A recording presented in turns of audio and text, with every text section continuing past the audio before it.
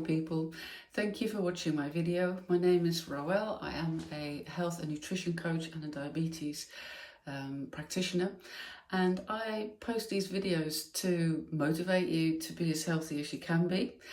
And today I want to share some super simple, very practical hacks, diet hacks that can help you to avoid and even reverse some health issues like high blood glucose, high cholesterol, stubborn weight gain.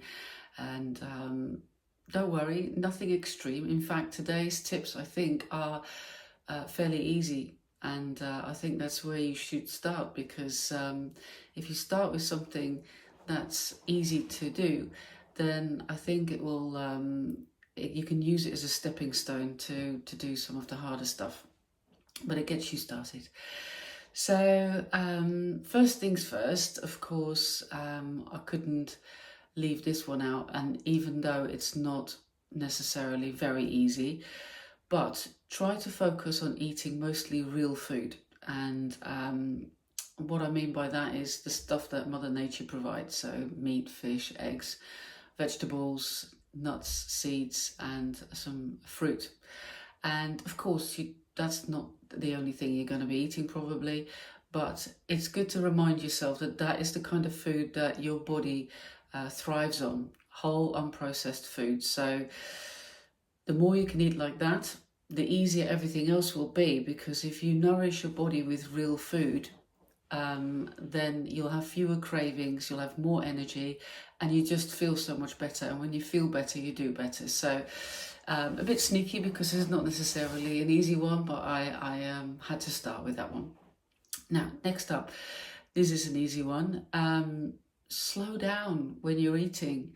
And I know we're busy, and you know, sometimes we just need to get things done quickly, but wolfing down your food like you're in a race, that's not helping at all. Try maybe put your knife and fork down between bites and take a deep breath, or sip a little bit of water, and that can really help with digestion. You will actually burn more calories when you eat more slowly, and it will also let your brain catch up with your stomach, and to get the signals to stop eating, and to tell you that you're full. And if you eat very quickly, you can put away a lot more food before you actually register those signals that you've had enough. And studies have shown that slower eating can reduce your calorie intake by 12%. So that's, I think, significant amount. Next up, have you ever felt hangry? That's the sort of feeling that you can get a couple of hours after eating, especially carb-heavy meal. And that is actually reactive hypoglycemia. And hypoglycemia is low blood glucose. And what that reactive hypoglycemia actually is your blood glucose levels crashing. And that will lead you to crave more sugary foods. It can lead to mood swings, and of course making bad food decisions. The fix here is to plan ahead a little bit more and to not get into that situation, and focus on eating foods that are high in protein, high in fibre, and eat them regularly, so you don't get into that situation where you feel really hungry and cross, and you know, then you're just more likely to grab some junk food. Examples of snacks that you can have that won't give you a spike in your blood glucose, because that's what you're trying to avoid. It's that spike in your blood glucose that causes that crash. If you eat something that's really high in refined carbohydrates or sugars, you'll get this spike in your blood glucose. Your body will then produce a lot of insulin to get rid of that glucose out of the blood, but that's actually what's going to cause that crash that makes you feel really tired and really hungry. So you want to avoid that spike in your blood glucose, so by eating food that doesn't cause you to spike, and that would be foods that are high in protein, healthy fats, and don't contain a lot of refined carbohydrates and sugars. So snack wise, you could think vegetable snacks with maybe salsa or hummus. It could be a bit of celery with peanut butter or cream cheese, cucumber with cream cheese, hard-boiled eggs, bit of cold meat, all these some cherry tomatoes. All these things are full of nutrition and they don't cause your blood glucose to spike. Then another good idea that's not probably so difficult to do is to save your sugars and your starches for the end of a meal. If you eat your protein and your fibre and your healthy fats first, then that will dramatically reduce the impact of that meal on your blood glucose levels. So again, it means that you're not going to get a spike in your blood glucose, and that means fewer energy crashes and cravings later on. So that's an easy thing to do, I think. Then another thing that I think is something that is, I've been told, I haven't been to Japan, but I hear that is a Japanese thing, to eat until you're 80% full. So don't stuff yourself until you can barely get up and you feel really, really full. But and this is easily combined with a more slow eating. So you eat slowly, and then when you're about 80% full, so not quite full, you stop eating. And what you'll find is that after a little while, your brain has caught up with the signals to tell it that you've had enough to eat, and actually you don't need any more, but you've eaten 20% less. So that's a good idea. It's such an easy way to tune into your body's satiety signals and avoid overeating. And there's nothing to lose, because if you really feel hungry still after that, then you can still have some more, but it's worth a try. Now, mindful snacking, that's another hack. I think if you consider for a few moments before you have a snack why you are having that snack, then that can really help you to think of maybe other things that you can do instead of having that snack to sort out what you wanted to achieve by having the snack. So ask yourself, why am I having it? Is it a treat and I just want to enjoy it? Fine, of course, if you eat for pleasure, you can do that every now and then. But maybe you realize that you're having the snack because you're feeling lonely, or you're stressed, or you're bored or frustrated, and then it gives you an opportunity to think of something else that you can do to deal with that issue first, and then see if you still need a snack. And often you don't, because you didn't need the food in the first place. So it's that sort of being a bit more mindful. Also, again, this is really good to combine with slow eating. That's more mindful eating, to really savor the food and enjoy it, and then make more out of the whole experience. So you need less of it. And I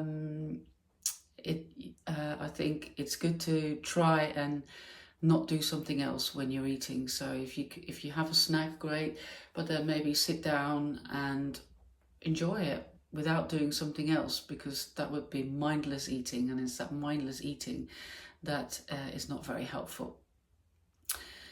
Next hack is, I've mentioned this before, a short walk after a meal can really reduce the impact of that meal on your blood glucose levels. Even 2 to 5 minute walk after a meal, and I think for most people that is such an easy thing to do, so why not get into the habit of doing that? And it can make a real difference to how your body processes food. Next one, you might think, well, what's that got to do with diet? But lack of sleep can really mess with your hunger hormones and also your satiety hormones. When you've had bad night's sleep, your hunger hormones are up, ghrelin production is up, and your satiety hormones, leptin, down. And so that means that you feel more hungry and less satisfied. So that's not a recipe for eating less, I'd say.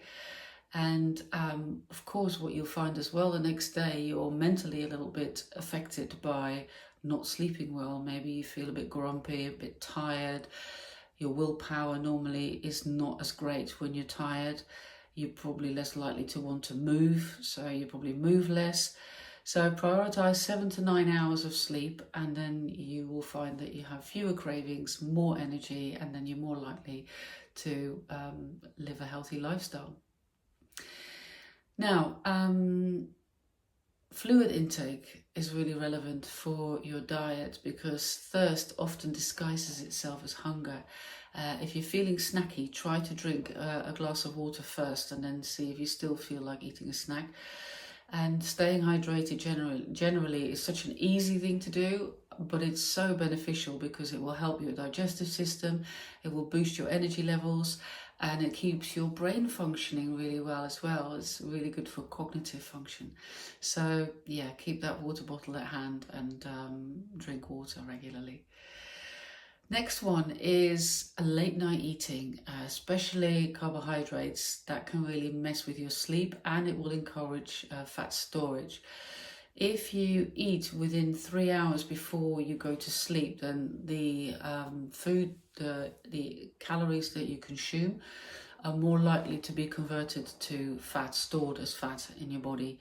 So also when you go to sleep, you want your body to focus on the stuff that it needs to do when you're asleep, like repair, recovery, and not digestion. You don't want to be digesting food when you're asleep. So try to stop eating at least 3 hours before you go to bed, and you'll find that your sleep quality is better too, because your body gets the opportunity to do the stuff it needs to do.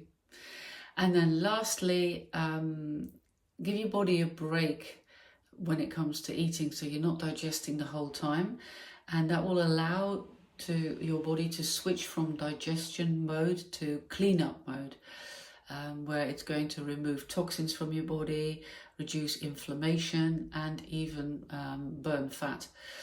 And yeah, so again, I don't think it's such a difficult thing to do. If your plan is a little bit, then it shouldn't be necessary to eat 3 hours before you go to sleep. So, and of course, there are many benefits of fasting, and if you can, then I would leave every now and then would leave longer than 12 hours between meals. And it sounds a lot, but actually it isn't when you think about it.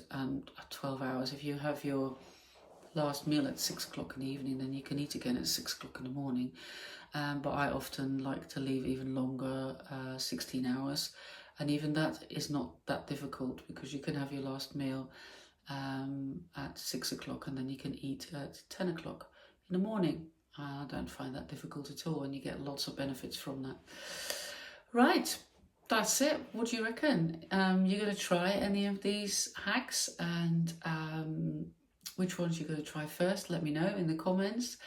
And if you find this video useful and interesting, then maybe give me a thumbs up and subscribe to my channel, because that will help me to grow my little channel. And I just wanted to let you know about a webinar I'm organising. I organise them regularly, free 1-hour webinars. And the next one I'm doing is this Thursday, the 20th of February at 8 o'clock UK time, 8 p.m. that is, UK time. And this one is how to optimize your human experience. And it's all about explaining how we're not completely at the mercy of our genes, that, you know, we have a lot of control to determine our physical destiny and mental as well. And I just want to share some tips on how you can eat, sleep, move, and manage your mental health in a way that's going to improve your human experience. And who doesn't like that? So I'll leave the link to register for the webinar below this video, and I look forward to seeing you there, or maybe in my next video. Don't forget to set yourself one little goal for this week. And when I say goal, I actually mean action, because you can set yourself a goal, but if you don't do anything, then nothing's going to happen. So what are you going to do? This is the one little thing that you're going to do this week that's going to make you feel better.